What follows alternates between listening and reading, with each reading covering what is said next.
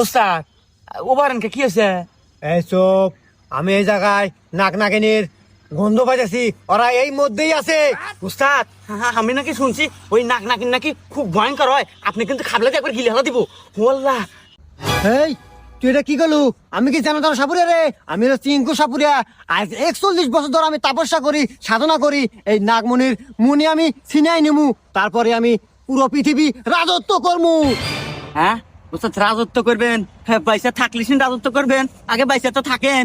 এই চুপ, তুই তো কথা কইস না। তুই নিশ্চিল খায়া থাক, তোর কোনো ভয় নাই, তোর কোনো যুদ্ধ নাই। যত যুদ্ধ আমি একা করমু, তুই খালি নিশ্চিল খায়া থাক। তুই কোনো ভয় পাবি না। সাপ দেহে আমি ভয় পাই না, কোনো নাগিন দেহে আমি ভয় পাই না।